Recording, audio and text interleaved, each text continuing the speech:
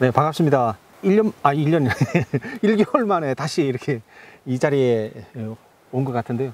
지난 시간 좀 뭐 짧다면 짧은 시간인데 변화가 엄청 크죠. 그때는 이파리도 하나도 없었는데, 그죠? 예. 이파리도 하나도 없었는데 지금 이파리도 나고 꽃도 지금 이거 같은 경우는 만개기를 지나가는 것 같아요. 그죠?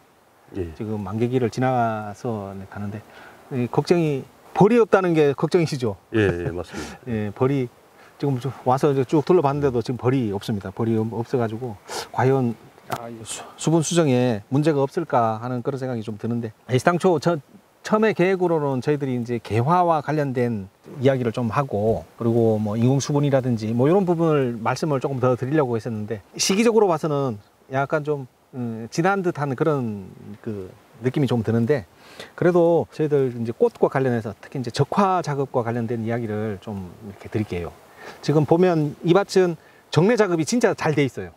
정례 작업이 진짜 잘 돼 있어가지고 꽃이 적당히 이렇게 남아 있는 것 같습니다. 지금 그래서 요 꽃만 가지고도 그대로 가셔도 적과하시는데 충분히 될 것 같은 그런 느낌이 드는데, 제가 지난번에도 한번 그 말씀 드렸던 것 같은데, 지난 겨울에 보면 우리가 예상 못했던 어떤 그런 그 기상 변화가 있었어요. 절대 온도가 이제 20도 이하, 마이너스 20도 이하로 이렇게 뚝 떨어지거나 그러진 않았지만 온도 편차가 엄청 심했거든요. 예, 맞습니다. 온도 편차가 그렇게 심하다 보니까 아마 저희들이 그 동해 피해, 주간부가 갈라지는 동해 피해라든지 아니면 주지라든지 이런 그 조직이 괴사되는 어떤 그런 동해 피해가 있을 거라고 예상을 했는데, 다행히 아직까지는 그런 큰 피해는 지금 안 보이고 있거든요. 그거와 마찬가지로 우리가 이제 기상 변화 폭이 그렇게 큰 그런 해가 앞으로도 계속 있을 거란 말이에요. 그래서 저는 그런 생각을 좀 하고 말씀을 드리고 싶어요. 지금 우리가 이제 이 밭 같은 경우는 정례가 참 잘 됐는데 솔직히 적화할 게 없을 정도로 지금 해놓으셨어요. 그래서 적화할 만큼은 조금 남겨두시면 어떨까? 저는 이제 그 정례하고 적화하고 저희들이 이렇게 일을 하다 보면 인건비 차원에서도 정례 작업하기는 좀 수월하다고 그럴까요? 근데 이제 적화는 일일이 꽃을 하나하나 이렇게 따야 하잖아요. 그래서 인건비 소요도 좀 많고, 그래서 이제 저 경험으로는 정례 작업할 때 좀 인력을 좀 더 투입하더라도 정례를 정확히 해서 개화 시기에는 그냥 그대로 자연 방치대로 놔뒀다가 나중에 이제 적화 작업으로 이렇게 이어갑니다. 맞아요. 지금 우리가 이제 최근에 정례와 관련된 그 작업이 도입된 게 그렇게 오래되진 않았거든요. 최근에인데 우리 사장님처럼 앞서 가시는 분들은 정례 작업의 그 중요성이라든지 효율성을 직접 느끼시다 보니까 그렇게 이제 중요하게 이렇게 작업을 하시는데, 아직까지도 이 정례 작업과 관련된 그 효용성이라든지 필요성을 잘 인식 못 하시는 분들도 많으시거든요. 그래서 그거는 이제 저희들도 계속해서 이제 홍보를 할 테고 한데, 제가 말씀드리고 싶은 거는 그 기상 변화에 조금이라도 우리가 안정적으로 착과 관리를 하기 위해서는 너무 지나치게 정례가 이루어져 가지고, 속된 말로 이제 지금처럼 이렇게 이 꽃이 편 상태에서 저온이, 지금 다행히 저온 없었잖아요. 남원 지방. 예, 맞습니다. 제가 보니까 2021년도인가요? 21년도는 보니까 그 3월 25일부터 4월 20일 사이에 온도 편차가 보니까 그때는 마이너스로 떨어진 적도 맞습니다. 있었고, 서리도 많이 없고 그랬어요. 그래가지고 고생을 좀 많이 하셨더라고요. 근데 작년 같은 경우는 보니까 뭐 4월 6일 이후에는 영하로 떨어진 날이 하나도 없었어요.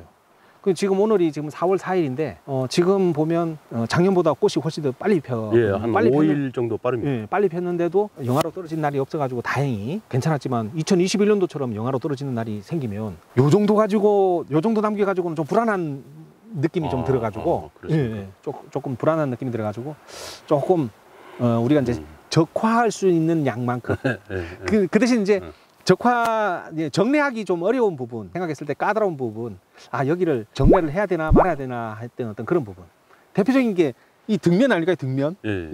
등면 쪽 같은 경우는 꽃이 폈을 때 손으로도 이렇게 잘 딸 수 있으니까 그런 부분은 조금씩 남겨두는 게 어떨까 하는 그런 생각이 좀 들고요. 그리고 우리가 이제 적화하는 데 있어서 이제 조생종과 중생종, 만생종에 이제 그걸 염두에 두고 이렇게 지금 정례를 하셨잖아요, 그죠?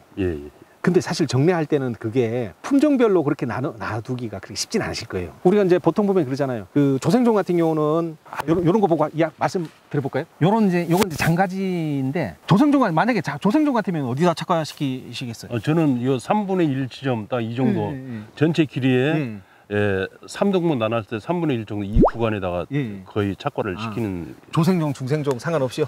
아니 저 중생종이나 만생종은 이제 여기하고 여기 두 군데 이렇게 2분의 1 지점, 이쪽 끝에서 2분의 1 지점 이렇게 착과를 시킵니다. 그렇죠. 우리가 이제 뭐를 생각하는가 하면 이제 조생종 같은 경우는 일반적으로 이제 재배 기간이 짧고 예. 네, 과가 그렇게 이제 크지 않잖아요. 예. 크지 않다라는 그걸 생각해 보면 되도록이면 가장 선단부 여기가 이제 가장 선단부라 그러면 선단부 근처에다가 이렇게 조생종은 이렇게 그렇습니까?